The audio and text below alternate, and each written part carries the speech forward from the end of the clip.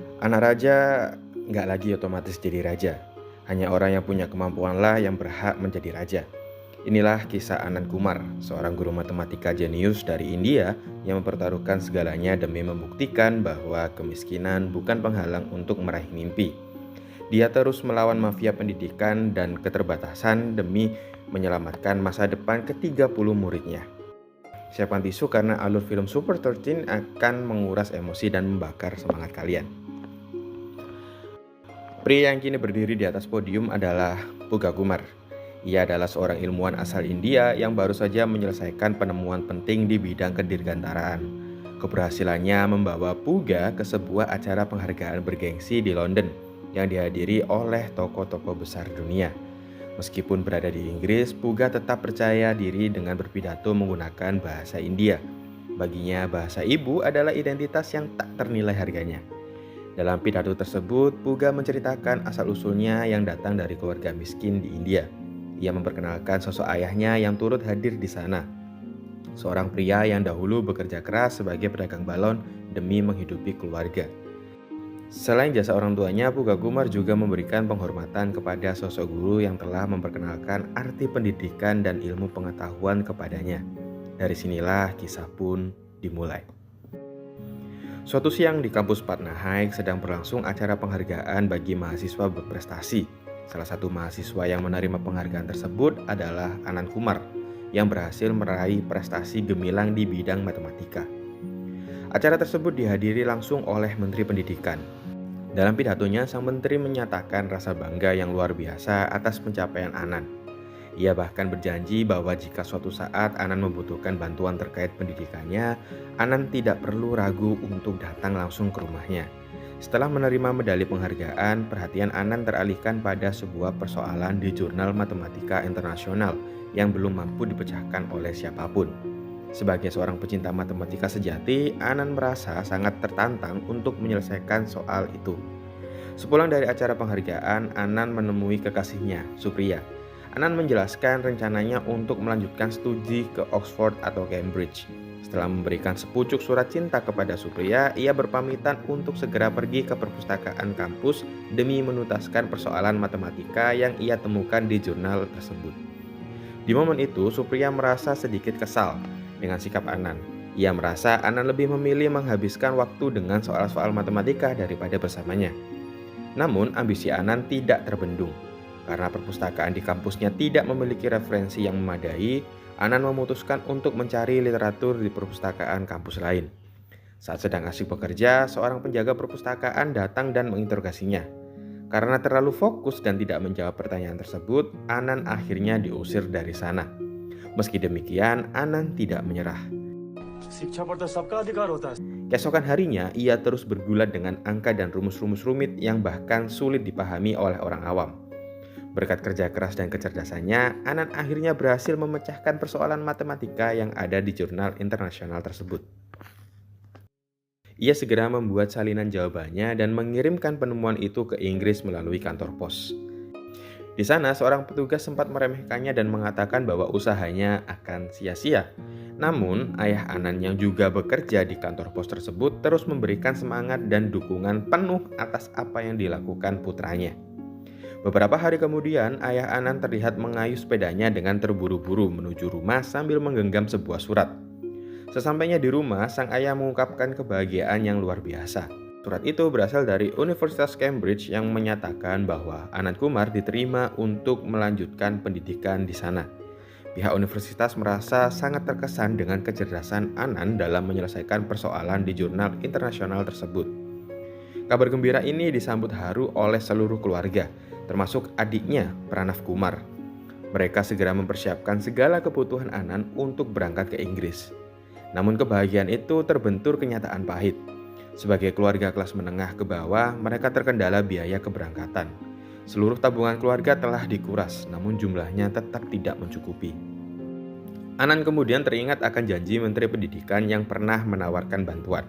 Dengan penuh harapan, keesokan harinya Anand diantarkan oleh ayahnya untuk menemui sang menteri. Namun naas, pejabatnya tersebut justru mengingkari janjinya. Ia berpura-pura lupa dan bahkan mengusir Anand dari kediamannya. Dalam perjalanan pulang, perasaan Anan hancur berkecimpung dalam kekecewaan. Melihat hal itu, ayahnya berusaha menenangkan dan menegaskan bahwa Anan harus tetap pergi ke Cambridge bagaimanapun caranya. Sang ayah berjuang mati-matian, mulai dari mencari pinjaman di kantor, menjual perhiasan istrinya, hingga mengajukan kredit ke bank. Sayangnya semua usaha tersebut menemui jalan buntu. Di tengah kesedihan dan keputusasaan, sang ayah mengenang masa lalu saat ia mengantarkan Anan kecil dan beranak ke sekolah. Setiap hari, ia selalu menanamkan pesan yang mendalam kepada anak-anaknya.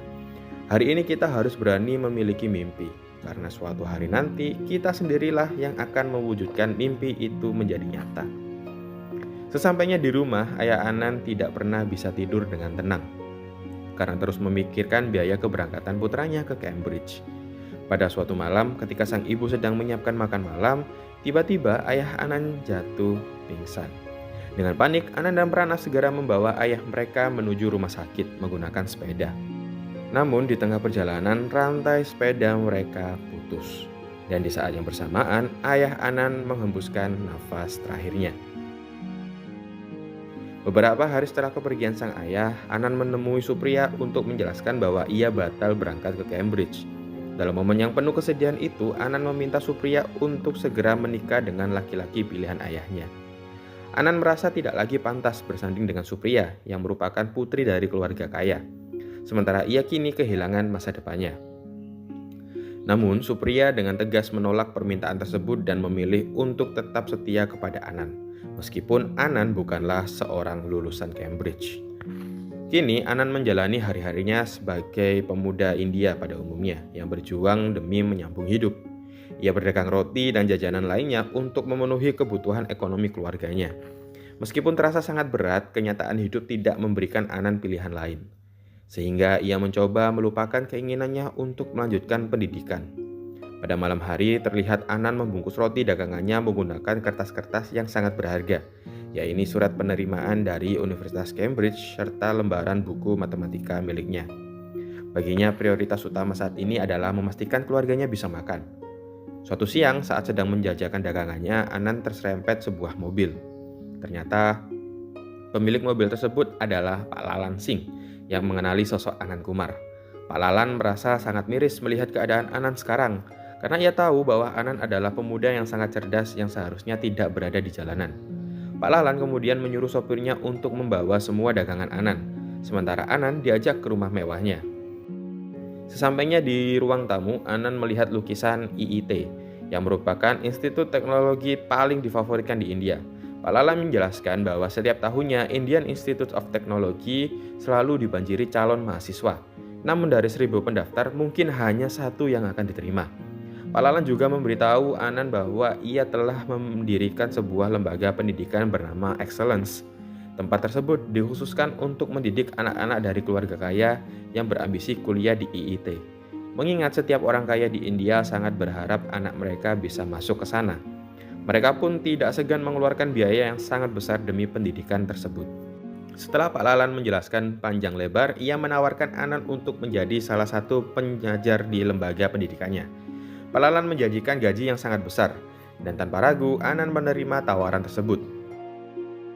Beberapa bulan kemudian, jumlah siswa yang mendaftar di Excellence melonjak drastis. Nama Anan Kumar yang sudah tersohor membuat para orang kaya tidak pernah meragukan kemampuannya. Seiring dengan meningkatnya jumlah siswa, Pak Lalan menaikkan biaya pendidikan menjadi 2 kali lipat, yang berimbas pada penghasilan Anan yang kian melimpah. Kini Anan Kumar bertransformasi menjadi pria dengan penampilan mewah. Ia mengendarai motor mahal, berpakaian rapi, dan dengan penuh percaya diri mengajak kekasihnya berkencan. Ia bahkan meminta ibunya untuk berhenti bekerja dan beristirahat di rumah karena Anan telah mempekerjakan seseorang asisten rumah tangga. Hari demi hari berlalu, Anan menjadi sosok idola di Excellence. Namun kemewahan dan ketenaran ternyata membuatnya lupa diri dan sombong. Hal ini terlihat saat ia menolak seorang ayah dan anak yang memohon beasiswa di Excellence dengan perkataan yang sangat kasar. Suatu malam saat hendak pulang, motor mewah Anan tiba-tiba mogok. Ia terpaksa mencari tukang becak untuk mengantarnya. Di tengah pencarian itu, Anan bertemu dengan seorang anak tukang becak yang sedang tekun mempelajari matematika. Anak itu tidak bersekolah karena kendala biaya, namun semangat belajarnya sangat luar biasa. Tak lama kemudian, ayah dari anak tersebut datang dan mengantarkan Anan pulang. Dalam perjalanan, si tukang becak mencurahkan kekesalannya terhadap sang anak yang selalu menghabiskan waktu untuk belajar matematika. Menurutnya, pendidikan hanya berguna bagi mereka yang memiliki uang. Ia kemudian mengibaratkan kisah Ekalavya dalam cerita Mahabharata. Dahulu ada seorang anak desa yang lebih ahli memanah daripada Arjuna. Ia memohon kepada guru Drona untuk menjadi muridnya, namun sang guru memberikan syarat yang kejam, yaitu ia harus memotong jempol tangannya. Anak itu menurutinya dan sejak saat itu ia tidak pernah bisa menarik anak panah lagi. Si tukang becak merasa bahwa secerdas apapun anak orang miskin, pada akhirnya mereka akan tetap kembali menjadi kuli dan atau pekerja kasar bagi kaum kaya. Mendengar penuturan itu, Anan merasa tertampar. Seketika ia teringat pesan mendiang ayahnya bahwa pendidikan bukan hanya milik orang kaya. Ayahnya yakin bahwa suatu saat orang miskin yang bekerja keras dalam pendidikannya akan mampu memimpin orang kaya. Memori tentang perjuangan pahitnya di masa lalu saat masih hidup dalam kemiskinan kembali terlintas di benaknya. Keesokan harinya, Anan mengambil keputusan besar dan berhenti bekerja sebagai guru di Excellence.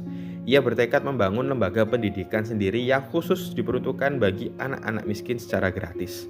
Untuk mewujudkan rencana mulia tersebut, Anan menjual semua barang mewahnya, mulai dari motor hingga jam tangan mahal, sebagai modal awal.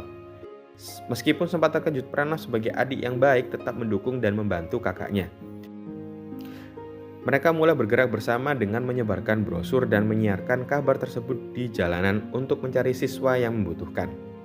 Suatu siang ketika Anan dan Pranav sedang membenahi ruang kelas, Supriya datang dan memutuskan hubungannya dengan Anan. Ia tidak bisa menerima keputusan Anan yang meninggalkan Excellence demi mengajar anak-anak miskin tanpa biaya. Meski terpukul, Anan tetap teguh pada pendidikannya. Setelah brosur tersebar, anak-anak dari keluarga tidak mampu datang dengan penuh antusias.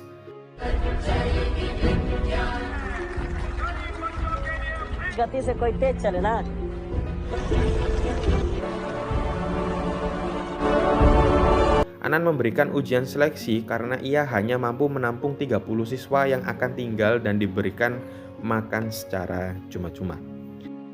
Setelah ujian seleksi selesai, kini ada 30 anak orang miskin yang berada di kelas Anan. Untuk membuka kelasnya, Anan berkenalan dengan anak-anak didiknya, menanyakan apa pekerjaan.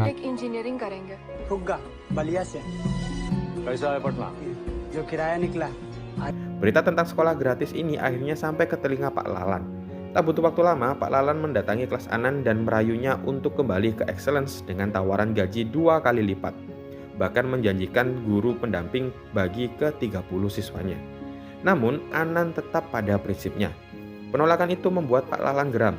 Sebelum pergi, ia meremehkan murid-murid Anan dengan mengatakan bahwa paling banyak hanya 1 atau 2 dari mereka yang akan lolos ke IIT, sementara sisanya akan kembali hidup dalam kegelapan. Perkataan Pak Lalan sempat meruntuhkan mental anak-anak hingga mereka menjadi pesimis. Melihat hal itu, Anan mendatangi asrama mereka pada malam hari untuk membakar kembali semangat juang mereka. Usahanya berhasil dan anak-anak kembali bersemangat mengejar mimpi.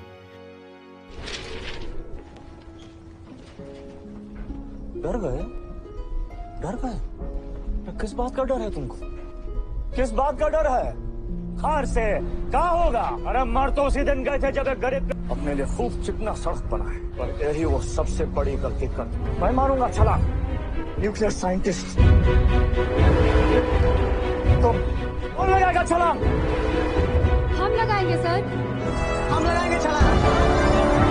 Sementara itu, di kantor Excellence, para orang tua siswa mulai memprotes Pak Lalan. Mereka mengancam akan menarik kembali uang sekolah jika Anan Kumar tidak lagi mengajar di sana. Mereka terdesak dan dendam.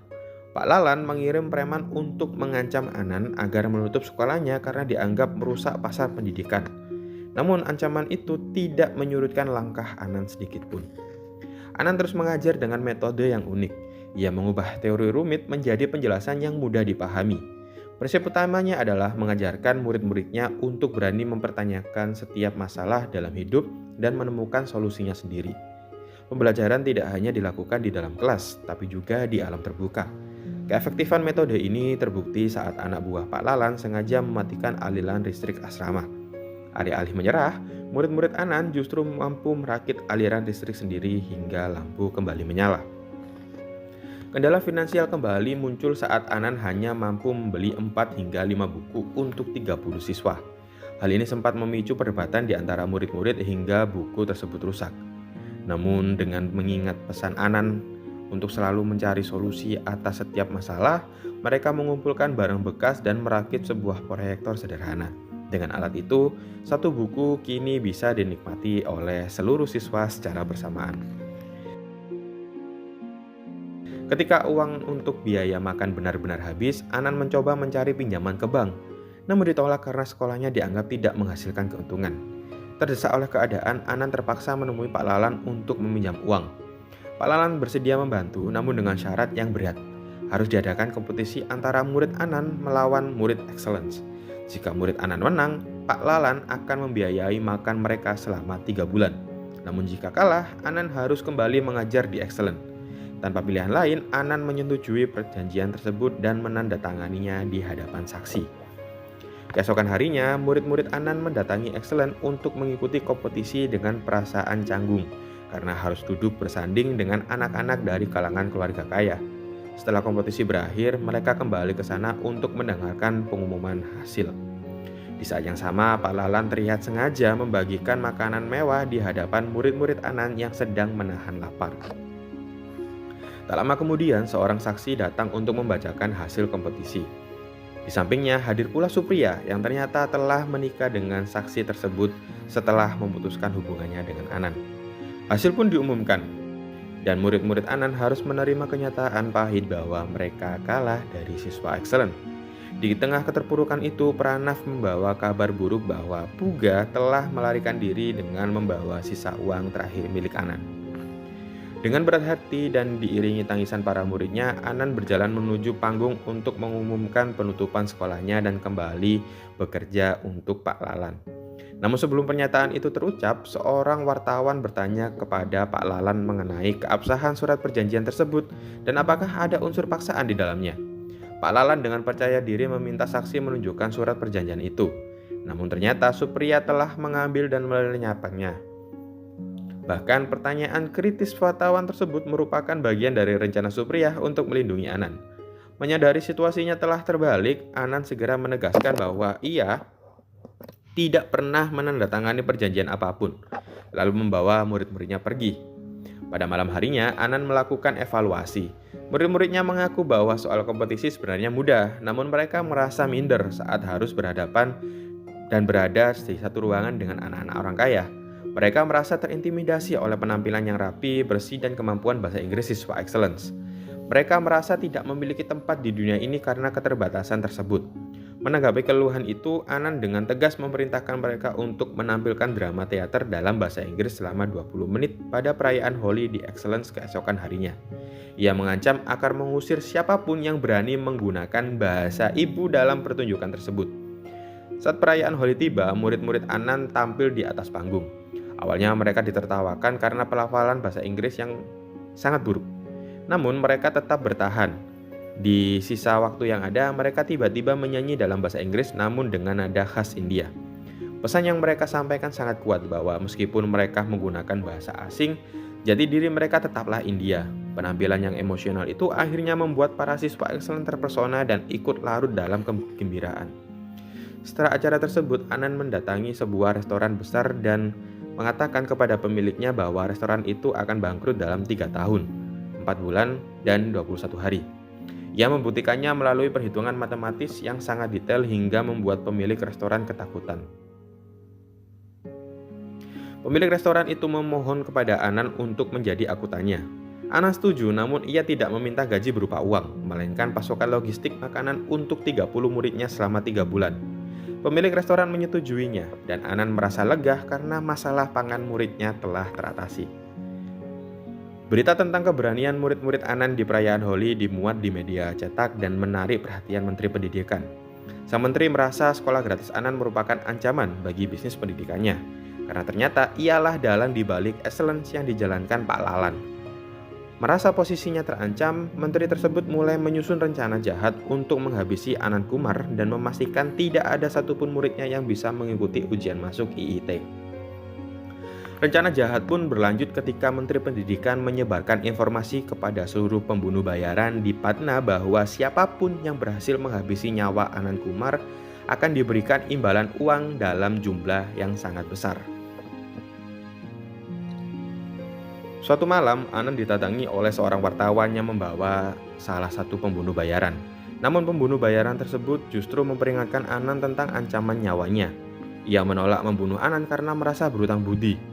Dulu, ayah Anand pernah menyelamatkan nyawa ibunya. Pranand yang mendengar kabar tersebut segera mendatangi kantor polisi untuk meminta perlindungan.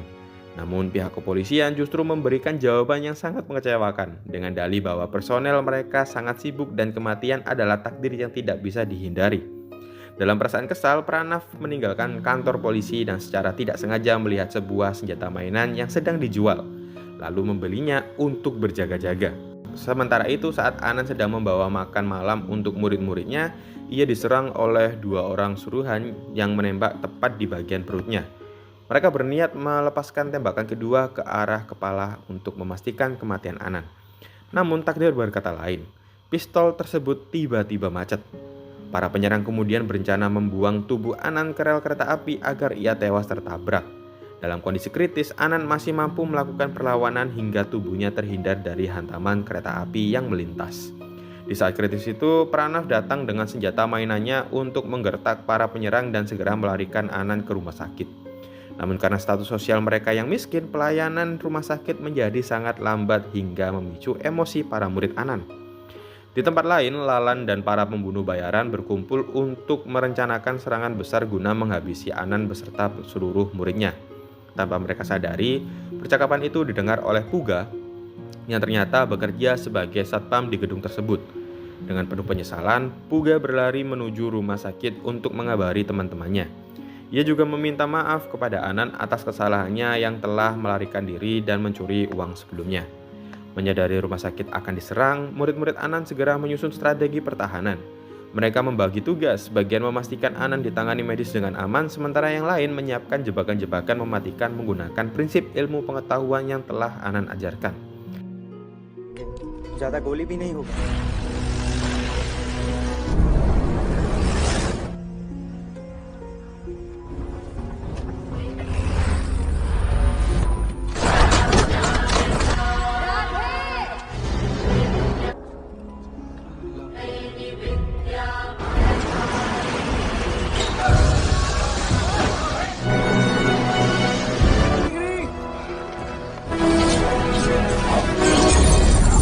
Dengan kecerdasan mereka, para pembunuh bayaran tersebut berhasil dilumpuhkan oleh rangkaian alat dan jebakan ilmiah yang mereka rakit sendiri.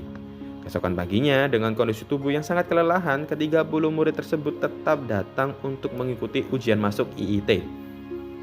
Meskipun sempat ada yang tertidur karena kelelahan di ruang ujian, mereka tetap berjuang menyelesaikan soal-soal sulit tersebut.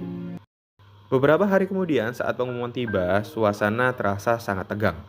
Anand meminta murid-muridnya memejamkan mata, membayangkan wajah orang tua mereka, dan mengenang kembali segala kepahitan serta perjuangan yang telah mereka lalui masuk hingga titik ini. Seketika pengumuman ditempelkan, kerumunan orang mulai berdesakan. Anand menunggu dengan cemas di luar gedung hingga akhirnya Pranav datang membawa kabar yang sangat luar biasa. Seluruh muridnya, ke-30 anak tersebut, dinyatakan lulus dan diterima di IIT. Keberhasilan mereka mencetak sejarah baru dalam dunia pendidikan India. Sejak saat itulah, lembaga pendidikan yang didirikan oleh Anand Kumar dikenal luas dengan nama Super 30. Dan film pun berakhir. Kisah perjuangan Anand Kumar dalam Super 13 bukan sekedar tentang angka dan rumus matematika ya, melainkan tentang perlawanan terhadap ketidakadilan dan pembuktian bahwa kecerdasan tidak mengenal kasta atau harta. Sebagai bentuk dari narasi luar biasa ini, ada beberapa motivasi yang mungkin bisa dapat dipetik ya. Masa depan tidak bertanya seberapa kaya orang tuamu, tapi seberapa keras usahamu. Pendidikan adalah senjata bagi siapa saja yang berani bermimpi karena kecerdasan tidak butuh warisan. Ia hanya butuh ketekunan.